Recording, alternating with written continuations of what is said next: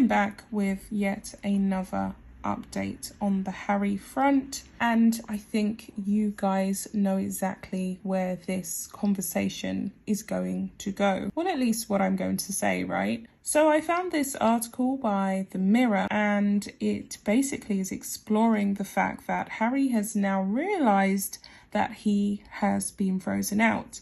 This article was put together today, and we know that quite a few of these royal experts have pretty much talked about what Harry would be feeling and thinking every step of the way as he stepped down as a senior royal with Meghan Markle. Apparently, sources have revealed that he does somewhat feel lost in the sauce when he was over in the UK and he was desperately trying to talk to William and Kate. So I'm going to read this out for you guys. It has a lot of traction on here, so a lot of people have a lot to say, and it is interesting to study the development because now it's becoming a real tangible reality. Harry is now going into living real life out in America with Meghan. We are edging our way out of the pandemic, so we're no longer suspended in a strange, unrecognizable bubble. So I'm going to get into this. Prince Harry looks like a startled rabbit caught in the headlights as he adjusts to life in the US, a royal expert has claimed. Prince Harry has realized how frozen out he is from the rest of the royal family and is a rabbit in the headlights. As he adjusts, royal watchers are saying the Duke of Sussex's attendance at Prince Philip's funeral was the first time he'd been back in the UK since the bombshell Oprah Winfrey interview he gave alongside his wife Meghan. Harry arrived in London for the funeral on April 17th, and this is all stuff that we know. In the interview, Harry and Meghan explosively accused the family of racism as they said concerns had been raised about how dark the baby's skin tone would be. That was baby Archie. The couple also accused the royal family, of being insensitive to mental health issues, as the Duchess of Sussex claimed she had thoughts of, wanting to do bad things to herself while pregnant with Archie, who is now 1, and they denied her any access to help. It also continues on. Following a tense reunion with the royals at Prince Philip's funeral, royal watchers say the event reminded Harry of his old life as he adjusts to living in the United States with Meghan. Charlie Ray, a former royal editor at The Sun, told Talk Radio, out in the US, Harry looks like a startled rabbit caught in lights. Talk Radio host Kevin O'Sullivan said, "We read that Harry was shocked by the frosty reception he got from some members of the family. Some literally turned their back on him, which we all witnessed. He was stunned by this. I'm not sure why that was a surprise to him. It must be occurring to him how frozen out he is, how he has turned his back on his former life." And of course, because he's turned his back on his family, it's only a natural progression that they would have given him that frosty reception when he came back for his late grandfather's funeral.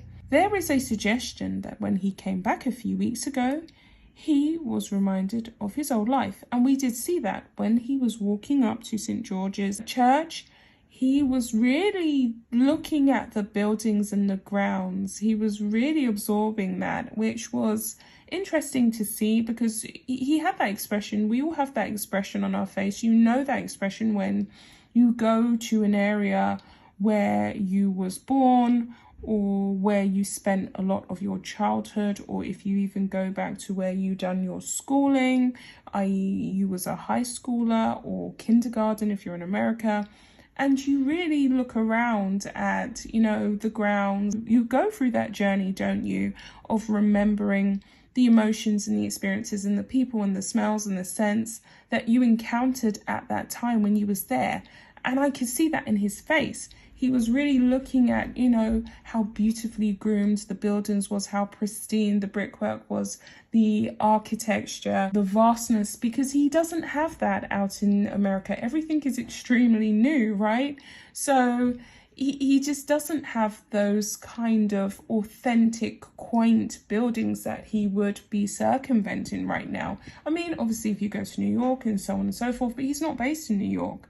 And correct me if I'm wrong, I don't live in America, I'm very much British, but we do have some beautiful historical architecture, which Harry, of all people, really is well versed on. And he was really appreciating that as he was walking behind his late grandfather's coffin.